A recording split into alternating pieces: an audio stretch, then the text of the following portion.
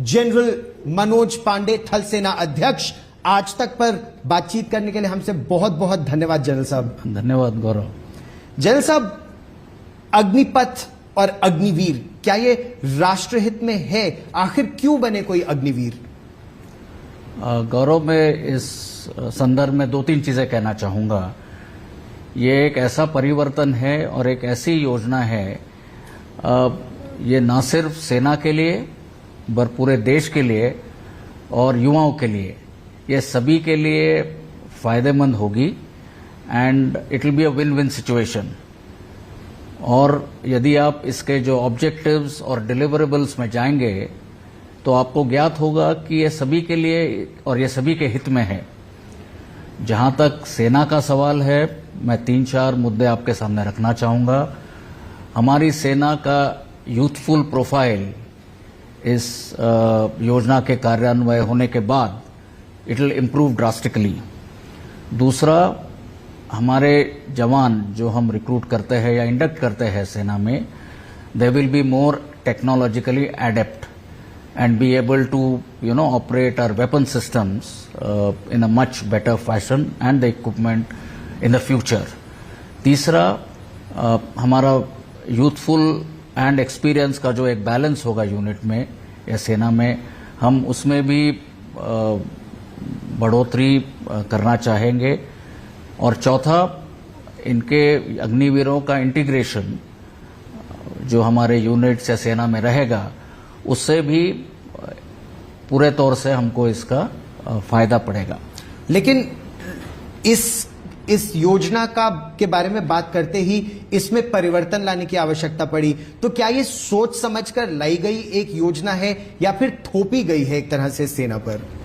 नहीं, सबसे पहले मैं ये धारणा और this notion I want to completely deny that ये एक ऐसी स्कीम है जो हम पर थोपी गई है। ये बिल्कुल गलत है। ये तकरीबन 1.5-2 साल से ये योजना विचाराधीन है और इसको कंटिन्यूअस डेलिब्रेशंस, डिस्कशंस या कंसल्टेशंस के फलस्वरूप, और ये भी सभी स्टेक होल्डर्स के साथ हुए, इसके पश्चात ही इसकी एक फाइनल रूपरेखा बनी है।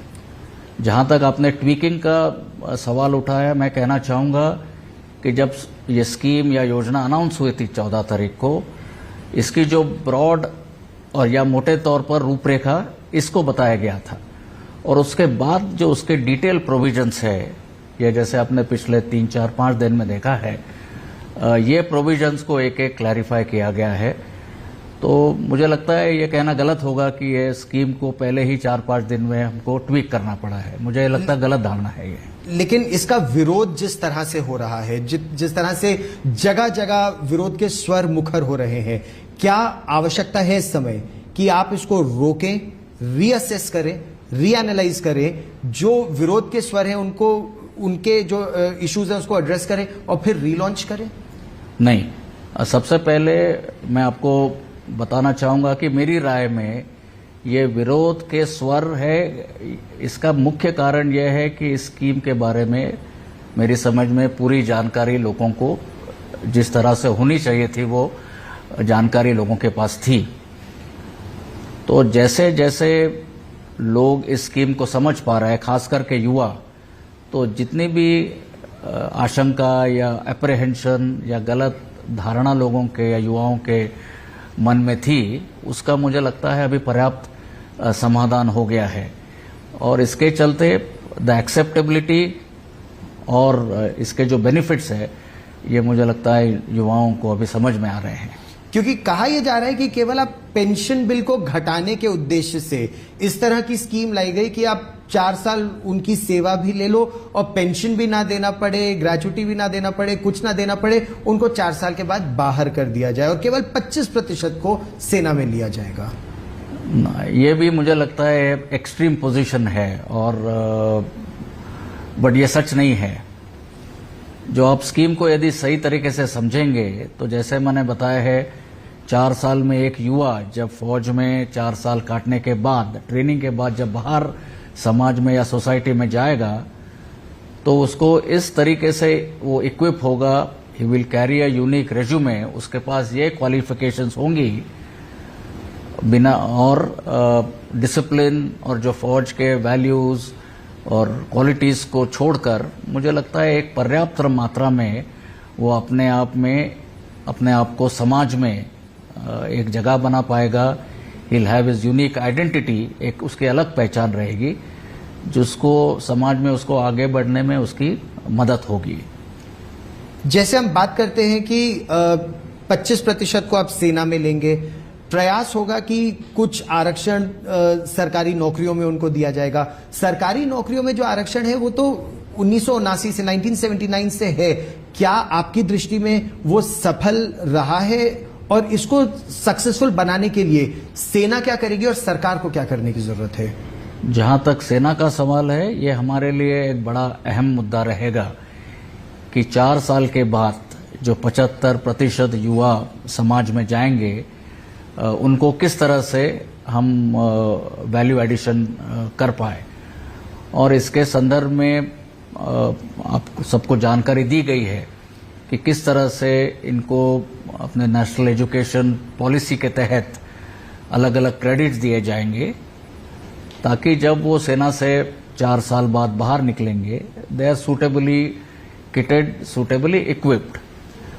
जहां तक उनके आगे फ्यूचर या भविष्य का सवाल है, आपने देखा कई केंद्र सरकार के मंत्रालयों ने, राज्य सरकारों ने, अलग अलग एजेंसीज ने, कई कॉरपोरेट हाउसेस ने आरक्षण के बारे में इसका अनाउंसमेंट की है और उसके बाकी डिटेल्स आगे चलते ये फर्दर क्लैरिफाई होते रहेगी। मैं अंत में सिर्फ ये आश्वस्त कराना चाहूंगा युवाओं को कि जब आप 4 साल सेना में टाइम काटने के बाद बाहर निकलोगे, आपके पास पर्याप्त या उससे भी अच्छी मात्रा में क्वालिटीज, क्वालिफिकेशन, हुनर आपके पास होंगे and this will be a unique opportunity which they will have to step out into the society। एक प्रश्न और आपने, क्या ये अभी भी एक तरह से वर्क इन प्रोग्रेस है? जब आप लोगों को सेना में शामिल कराएंगे तो अगर कुछ इसमें आपको लगा ट्वीक करने की जरूरत है, क्या ये ट्वीकिंग चलती रहेगी बेनिफिट करने के लिए जवानों को? जैसे अगर कोई डिसेबल हो जाता है तो क्या एक मुश्त उसको पैसा देना उचित होगा, या आपकी दृष्टि में क्या ये भी एक प्रयास होना चाहिए कि देश की रिस्पॉन्सिबिलिटी है उनकी देखभाल, ये ट्वीकिंग की आवश्यकता हो सकती है? तो मैं इसके जो डिटेल्स है उसमें जाना नहीं चाहूंगा स्पेसिफिकली। आपने 2-3 मुद्दे उठाए उसके बारे में, बट मैं इतना ये कहना चाहूंगा कि ये स्कीम एलैबोरेट डिटेल कंसल्टेशंस के फलस्वरूप या पश्चात हमने इसकी फ्रेमवर्क या रूपरेखा बनाई है। एज वी गो फॉरवर्ड, जैसे हम आगे बढ़ेंगे स्कीम को इम्प्लीमेंटेशन के बाद, we will bring about positive changes, या हम इसमें सकारात्मक बदलाव जरूर ला सकते हैं and that is a open issue. तो ये नहीं है कि ये स्कीम यहीं पर एक लकीर के तौर पर this is the final thing. तो ये मेरा इस पर जो युवा आज सड़कों पर है, जो विरोध प्रदर्शन कर रहे हैं, जो आगजनी तोड़फोड़ कर रहे हैं, उनको आप क्या कहेंगे? इनके लिए मेरी एक ही राय या एक अपील रहेगी कि इन सब चीजों को छोड़कर ये अपना, अभी हमने रिक्रूटमेंट का शेड्यूल और रैली का शेड्यूल अनाउंस किया है या घोषित किया है, इसकी अधिसूचना भी हमारे वेबसाइट पर है। तो मेरी उनसे ये गुजारिश रहेगी कि ये सब छोड़कर ये इस काम में कंसंट्रेट करे कि किस तरह से अपने आप को फिजिकली और रिटन एग्जाम के लिए किस तरह से आपको तैयार करे एंड फोकस ऑन दिस। मैं ये भी बताना चाहूँगा कि जहाँ तक सेना का सवाल है, सेना में अनुशासन को हम बहुत महत्व देते हैं और हम चाहते हैं कि जो युवा हमारे साथ आए वो अनुशासन, देश प्रेम, नेशनलिज्म, इन सब मुद्दों पर खरे उतरे। तो इस तरह से हम युवाओं को चाहेंगे कि they focus on these issues and ना कि किसी और बहकावे में आकर indulge in certain other activities. तो कोई युवाओं को बहका रहा है, बहकावे में ये सब हो रहा है, आप क्या ये साफ तौर पर कह रहे हैं कि no roll back, no stopping Agniveer scheme, no stopping Agnipath. क्या ये तय है? नहीं, इसका तो कोई प्रश्न नहीं है। ये स्कीम बहुत डिटेल डेलिब्रेशंस के पश्चात अपनाई गई है, तो इसमें रोल बैक, और कल परसों भी हमारे रिप्रेजेंटेटिव्स ने यह कहा है, इसका कोई सवाल नहीं है।